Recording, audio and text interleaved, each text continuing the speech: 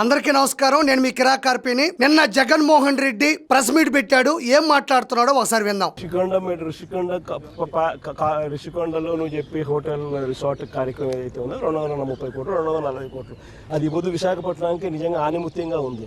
Jaganmohan Reddy Rishikonda palace గురించి మాట్లాడుతూ ఏదైతే రిసార్ట్ ఉందో ఏదైతే ప్యాలెస్ ఉందో అది ఈ రోజు ఆనిముత్యమైందంట. నిజమే, అది ఆనిముత్యం, చెప్పేది స్వాతిముత్యం, ఇది అక్షర సత్యం. అదే చంద్రబాబు నాయుడు యోగా కోసం, యోగా గుర్తుందా? యోగా ఎవరికి గుర్తున్నా లేకపోయినా యోగా అనేది మాత్రం నువ్వు గుర్తుపెట్టుకున్నావు. నువ్వు రోజు యోగా చేస్తావు. ఎందుకంటే 151 నుంచి 5 పోయిన తర్వాత అవి ఎక్కడికి పోయినాయో తెలియక టెన్షన్ పడుతూ నువ్వు చేసింది ఏంది? యోగానే. ప్రతిపక్ష హోదా లేదు, అసెంబ్లీకి పోతే ప్రశ్నిస్తే సమాధానం చెప్పలేక నువ్వు రోజు చేసింది ఏంటి తగ్గడానికి? యోగానే. ఎప్పుడు ఎక్కడ ఏ కేసులో లోపలికి వెళ్ళి బయటికి రావు అనే భయంతో రోజు టెన్షన్ పడుతున్నప్పుడు నువ్వు చేస్తున్నది ఏంటి? యోగానే. యోగా అనేది గుర్తుందా? ఒక్క రోజు ప్రోగ్రామ్ యోగాకు ఖర్చు పెట్టింది 330 కోట్లు. ఇక్కడ యోగాంధ్రాకి ఎంత ఖర్చు అయింది అని అడగగానే ఆ పక్కన ఎవరో 130 కోట్లు అనగానే ఈయన 330 కోట్లు అంటున్నాడు. అంటే 200 కోట్ల రూపాయల్ని కలపడం జరిగింది. ఇందాక రిషికొండ ప్యాలెస్కి 230 కోట్లు లేదా 240 కోట్లు అన్నాడు. అక్కడేమో దాదాపు 550 కోట్లు ఖర్చు అయింది. అంటే అక్కడేమో 200 కోట్ల రూపాయలు తగ్గించాడు, ఇక్కడేమో 200 కోట్ల రూపాయలు కలిపాడు. 330 కోట్లు కనీసం నేనన్నా 240 కోట్లు పెట్టి బ్రహ్మాండమైన బిల్డింగ్ కట్టి విశాఖపట్నానికి తలమానికంగా ఉంది ఆ బిల్డింగ్. ఈ పొద్దు కూడా పోయినా తలమాసిని పనిచేసినటువంటి జగన్మోహన్ రెడ్డి తలమానికంగా నేను ఒక భవనాన్ని, గొప్ప భవనాన్ని నిర్మించాను అంటున్నాడు. అయితే ఇక్కడ ప్రాముఖ్యంగా మనం చెప్పుకోవాల్సింది అది ఓన్లీ కొండ మాత్రమే కాదు. సప్త ఋషులు యాగం చేసినటువంటి అతి పవిత్రమైనటువంటి హైందవ సాంప్రదాయానికి నిలువుటద్దం ఋషికొండ. అలాంటి ఋషికొండ మీద 9.8 ఎకరాల స్థలం, అంటే దాదాపు 1000 కోట్ల రూపాయల స్థలంలో ఆల్రెడీ 150 కోట్ల రూపాయల ఖర్చుతో కట్టినటువంటి హరిత రిసార్ట్ని కుప్పగూల్చి మళ్ళీ 500 కోట్ల రూపాయలు ఖర్చు పెట్టి అందులో ఈయన ఋషికొండ ప్యాలెస్ని నిర్మించడం జరిగింది. మొదట్లో ఏం చెప్పాడు? ఇది ఎవరైతే టూరిస్టులు వస్తారో వాళ్ళు బస చేయడానికి కట్టినటువంటి నిర్మాణం అన్నాడు. ఇప్పుడేమో మాట మార్చి మళ్ళీ ఈరోజు అబద్ధం చెప్పడం జరుగుతుంది. ఆ బిల్డింగ్ లోకి ఎవరైనా పోయి చూస్తే విశాఖపట్నం అంతా టూరిస్ట్ ప్లేస్ కింద కనపడుతుంది. అక్కడ పెద్ద పెద్ద వాళ్ళందరూ దాంట్లో వచ్చి గవర్నర్ గారు పోయినారు అనుకో, మోడీ గారు వచ్చినారు అనుకో, లేకపోతే పుతిన్ వచ్చినాడు అనుకో, రష్యన్ ప్రెసిడెంట్. ఇప్పుడు జగన్మోహన్ రెడ్డి నిజం చెప్పు, గవర్నర్ వచ్చినా, మోదీ గారు వచ్చినా, పుతిన్ వచ్చినా ఇలాంటి పెద్దవాళ్ళందరూ కూడా అందులో దిగచ్చు అని చెప్తున్నావు. మరి 2019 నుంచి 2024 మధ్యన ప్రధానమంత్రి మోదీ గారే కదా, మరి ఎందుకు తీసుకొని వచ్చి అందులో నువ్వు దింపలేదు? గవర్నర్ గారు నువ్వు పిలిస్తే రారా, నువ్వెందుకు దింపలేదు? పుతిన్ గారిని తీసుకొచ్చి నువ్వెందుకు అందులో పెట్టలేదు? నువ్వు పెట్టవు. ఎందుకంటే కట్టించుకున్నది నీ స్వార్థం కోసం. 3 రూములు, అతిపెద్ద పార్కింగ్, అతిపెద్ద పార్కు, అతిపెద్ద dining hall, swimming pool, beach view, ఇవన్నీ కట్టించుకుంది నీకోసం. కాబట్టి గెలవగానే పట్టాభిషిక్తుడై అందులో నువ్వు అందరికీ చేతులు ఓపాలి అనుకున్నావు. కాకపోతే దేవుడు అనేవాడు ఒకడు ఉంటాడా లేదా? నిన్ను అడిగాడా పుతిన్? నిన్ను అడిగాడా మోదీ గారు? నాకు బీచ్ వ్యూ కావాలి, హిందువుల సాంప్రదాయబద్ధమైనటువంటి ఋషికొండను కూల్చి అందులో కట్టి అందులోనే మేము దిగతామని నీకేమైనా లెటర్ రాశారా? విశాఖపట్నంలో 1000 ఎకరాలు ఉన్నాయి కదా, అక్కడ మాత్రమే ఆల్రెడీ ఉండే హరిత రిసార్ట్ ని కూల్చి నేలమట్టం చేసి కట్టాల్సినటువంటి అత్యవసర పరిస్థితులు ఎందుకు వచ్చాయి? ఎక్కడ పెడతారు? బ్రహ్మాండమైన రాజభవన్ లాంటి బిల్డింగ్ అది. రాజభవన్ లాంటి బిల్డింగ్ ఒక్క ఋషికొండ ప్యాలెసే కాదు, నీ తాడేపల్లి ప్యాలెస్ కూడా ఆ మాత్రమే ఉంటది, యలహంక ప్యాలెస్ కూడా అలానే ఉంటది, లోటస్ పాండ్ ప్యాలెస్ కూడా అలానే ఉంటది. ప్రభుత్వ స్థలాల్లో ప్రజల సొమ్ముతో కట్టుకున్నటువంటి ప్రతి వైఎస్ఆర్సీపీ కార్యాలయం కూడా ఋషికొండ ప్యాలెస్ కి ఏమాత్రం తగ్గదు. 230 కోట్ల కట్టినందుకు మాన్యుమెంట్ అక్కడ తయారైంది. వేరే ఇక్కడ ఒక రోజు యోగా అని చెప్పి ఇలా చూపిస్తున్నాడు. ఈ రోజు పార్టీ చచ్చిపోయింది. వైఎస్ఆర్సీపీ పార్టీ 151 నుంచి 11కు పడిపోయి ప్రతిపక్ష హోదా లేకుండా, అసెంబ్లీకి వచ్చే దమ్ము లేకుండా, అన్ని మీడియా ఛానల్స్ ఉండగా మాట్లాడే తీరు కూడా చచ్చిపోయింది. కాబట్టి జగన్మోహన్ రెడ్డి ఇలా పెట్టడంలో తప్పు లేదు. ఎందుకంటే వైఎస్ఆర్సీపీ పార్టీ చచ్చిపోయింది అనే సింబాలిక్ గా జగన్మోహన్ రెడ్డి ఇచ్చినటువంటి ఈ ఇమేజ్ చాలా గొప్పది. దీన్ని క్లిక్ చేసి అందరూ కూడా ఇళ్లలో పెట్టుకోండి. ఒకరోజు 330 కోట్లు 330 కోట్లు ఆవిరి దాన్ని ఏమంటారు? క్యామ్ కాకపోతే నా మాటలకే ఖర్చు.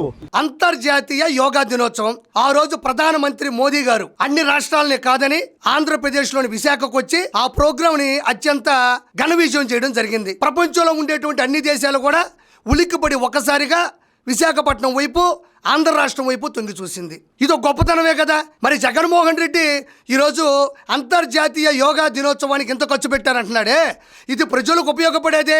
పురాతనం నుంచి వేల సంవత్సరాల నుంచి కూడా ఉన్నటువంటి ఒక గొప్ప కార్యక్రమం యోగా. లేదా ప్రపంచంలోనే ప్రత్యేకమైన చోటు ఉన్నటువంటి భారతదేశంలో ఇలాంటి కార్యక్రమం పెట్టడం తప్పేం లేదు కదా.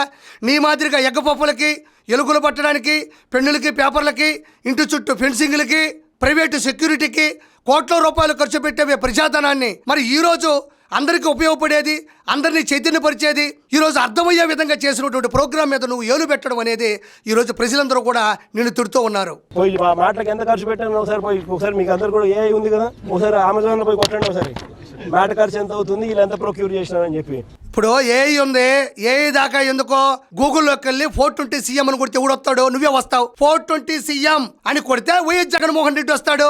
సరే గూగుల్ తీసి యూట్యూబ్ లోకి వెళ్ళండి, వివేకం మూవీ అని కొట్టండి, తమ చరిత్ర అంతా వస్తుంది. బాబాయ్తో ఎలా గొడవ పడ్డావు, బాబాయ్ దగ్గర ఆస్తులు ఎలా అడిగావు, బాబాయ్ మీద ఎలా స్కెచ్ చేసావు, బాబాయ్కి కదిరి నుండి గొడ్డలు ఎలా తీసుకొచ్చావు, బాబాయ్ని ఎలా లేపేశావు, దాన్ని కప్పిపుచ్చుకోవడానికి నువ్వు వేసినటువంటి ప్లానింగ్, నీ కన్నింగ్, నీ చీటింగ్, నీ చాటింగ్ అన్ని బయటకు వస్తాయి కదా. ఏ దాకా ఎందుకో. కాబట్టి ఇది ఇంకొకసారి చూద్దాం ప్రజలారా. Government land, government building. Scam అనే దానికి QR కోడ్ పెట్టి స్కాన్ చేస్తే ఎవరు ఫోన్లో అయినా జగన్మోహన్ రెడ్డి ఫోటో మాత్రమే వస్తుంది, ఇంకే ఫోటో రాదు. ఈయన స్కాముల గురించి, స్కీముల గురించి మాట్లాడుతుంటే నవ్వు వస్తుంది ప్రజలకి. ఈ రోజు government staff, government equipment, government జీతాలు, ప్రైవేట్ వానికి పేరు, మళ్ళా మోసం చేసేందుకు డైవర్షన్ చేసేదానికి ఈయనకి ఏమంటాడు, గవర్నమెంట్ పేరు మాత్రమే పెడతామని. రేపు పొద్దున హెరిటేజ్ కంపెనీకి గవర్నమెంట్ పేరు పెట్టి కింద చిన్న హెరిటేజ్ అని పెడితే హెరిటేజ్ గవర్నమెంట్ అయిపోతుందా? మరి P3లో private public partnership, P3, P1, P2, P3. ఆ P3లో ఒక P మాత్రమే ప్రైవేట్ అయినంత మాత్రాన అది ప్రైవేట్ అయిపోద్దా? మన కోటి సంతకాలు అన్నాడు, ఇది ఎక్కడి నుంచో రాలేదండి ఐడియా. కోటి సభ్యత్వాలు తెలుగుదేశం పార్టీ రూపొందించినటువంటి, అందరికీ ఆరోగ్య ఇన్సూరెన్స్ కోసం ఏర్పాటు చేసినటువంటి సభ్యత్వాలు కోటి దాటాయి. చరిత్ర సృష్టించింది, అది ప్రజలకు ఉపయోగపడేది. ఈ కోటి సంతకాలంట. ఈ కోటి మంది ఏడున్నారు, యానించి నీకు సంతకాలు పెట్టారు. కోటి మంది సంతకాలు పెట్టేప్పుడు సంతకాలు చేత్తో పెన్ను పట్టుకొని రాసిన వాళ్ళు అదే చేత్తో నీకు ఓటే లేకపోయినారా? కోటి సంతకాలంట. ఫోన్ నెంబర్లు ఉన్నాయంట. ఫోన్ నెంబర్లు ఏవి అంటే ఒక ఫోన్ నెంబరు లేదు, నీకేమో ఫోన్ ఉండదు, వాళ్ళకేమో ఫోన్ నెంబర్లు ఉండవు. కానీ పేపర్లో మాత్రం దస్తావేజులు తీసుకొని వచ్చి బీరువాలో పెట్టుకుంటావు. సరే ఓకే. ఈ మధ్యకాలంలో కొంతమంది అక్కడ మహిళలు వైఎస్ఆర్సీపీ జెండా పట్టుకొని ఉన్నారు. అక్కడికి ఒక పత్రికా విలేకరు వెళ్ళి ఈ P3 మోడల్ గురించి, అంటే ఉద్యమం చేస్తున్నారు కదా, ఈ P3 మోడల్ గురించి అడగడానికి వెళ్తే ఏం జరిగిందో ఒకసారి వినండి. కళాశాలను ప్రైవేట్ పరం చేస్తున్నాడు. జగనన్న ఇచ్చిన పిలుపు మేరకు కోటి సంతకాలు చేశారు. అసలు మీరు ఏం తెలుసుకున్నారు? ఈ PPP పద్ధతి అంటే అసలు ఏంటి? ఏమన్నా మీకు చెప్పారా? తెలిసిందా? ఏం చెప్పలేదు. మరి ఎందుకు వచ్చారు? ఏంటి రమ్మానంటే వచ్చామండి ర్యాలీకి అంతే. అమ్మ మీరేం చెబుతారు? మేమంతే. అంటే ఇది వ్యతిరేకిస్తున్నారా? వ్యతిరేకించట్లేదేమి, నార్మల్. మీకు తెలుసా ఈ PPP పద్ధతి అంటే ఏంటి? చెప్పారా? తెలుసా? ఇవి తెలియదు. ఇప్పుడు అక్కడ మహిళలు ఉన్నారు, అమాయకంగా ఉన్నారు, వాళ్ళ చేతిలో జెండా పెట్టారు. వాళ్ళ దగ్గరికి వెళ్ళి అడిగినప్పుడు ఏమ్మా మీకేం తెలుసు అంటే నా తెలీదు. మరి వాళ్ళకి ఏం తెలుస్తుంది చెప్పండి? P3 మోడల్ అంటే వాళ్ళ దృష్టిలో గానీ, జగన్మోహన్ రెడ్డి దృష్టిలో ఫోన్ కొట్టడం, వచ్చిన తర్వాత పార్సిల్ మీల్స్ పెట్టడం, వెళ్ళేటప్పుడు 10 రూపాయలు ముట్టడం. ఫోన్ కొట్టారా, వచ్చిన తర్వాత పార్సిల్ మీల్స్ పెట్టారా, వెళ్ళేటప్పుడు 10 రూపాయలు ముట్టారా, చేతిలో పెట్టిన తర్వాత వాళ్ళు ఆనందంగా వెళ్ళిపోతారు. వాళ్ళని అడిగితే వాళ్ళు ఏం చెప్తారు? మొత్తం వాళ్ళ వైఖరైనా, వాళ్ళ విలేకరైనా చేసే పని అంతా ఇదే. కాబట్టి ఇక్కడ మీకు ప్రత్యక్ష ఉదాహరణ వచ్చేసింది. ఎక్కడ వీళ్ళ చూస్తేనే అర్థమైనప్పుడు కోటి సంతకాలు ఎక్కడ వచ్చినాయని నేను మనస్ఫూర్తిగా కోరుకుంటున్నా. అయితే చంద్రబాబు నాయుడు గారు ఆంధ్రప్రదేశ్కి సంబంధించినటువంటి ఏ అయితే మెడికల్ కాలేజీలు ఉన్నాయో వాటిని ప్రైవేటీబద్ధం చేస్తున్నారు అని చెప్పేసి జగన్మోహన్ రెడ్డి అందుకో మాట్లాడుతూ ఉన్నారు. ఈ P3 అంటే పబ్లిక్ ప్రైవేట్ పార్ట్నర్షిప్ అనేది చంద్రబాబు నాయుడు గారు మాత్రమే తీసుకొచ్చారా? ఆయనే ప్రవేశపెట్టారా? ఇంతకుముందు ఇది చరిత్రలో లేదా? ఆంధ్రప్రదేశ్లో ఉండేటువంటి మెడికల్ కాలేజీ మాత్రమే P3 మోడల్లో ముందుకెళ్తున్నాయా అని అంటే ఎవరు చెప్పినటువంటి ఒక విషయం నేను చెప్తున్నా. గూగుల్లోకి వెళ్ళి నేను సెర్చ్ చేశాను. P3 model medical colleges in Indian states అని కొడితే ఆంధ్రప్రదేశ్లో ఉండేటి మాత్రమే కాదు, భారతదేశ వ్యాప్తంగా ఉండే అన్ని రాష్ట్రాల్లో కూడా P3 model colleges, medical colleges కూడా నిర్మాణంలో ఉన్నాయి, ముందుకు సాగుతూ ఉన్నాయి, నెంబర్ 1 స్థానంలో ఉన్నాయి. అవేంటి అనేది నేను చెప్తూ ఉంటా, కాబట్టి మీరు గూగుల్లో ఎతకండి. Number 1 Shri Siddhartha medical college, Tumkur Karnataka. Maharshi Markandeshwar medical college, Ambala Haryana, Kasturba medical college Manipal Karnataka, Bengaluru medical college and research institute, doctor D Y Patil college Pune Maharashtra, Shri Ramachandra medical college and research institute, Mahavir medical college Moradabad UP, Shri Gokulam medical college Trivandrum Kerala, Bharatiya Vidyapeeth medical college Pune Maharashtra. నేను మచ్చు తణుకు 9 మెడికల్ కాలేజీలు మాత్రమే చెప్పా.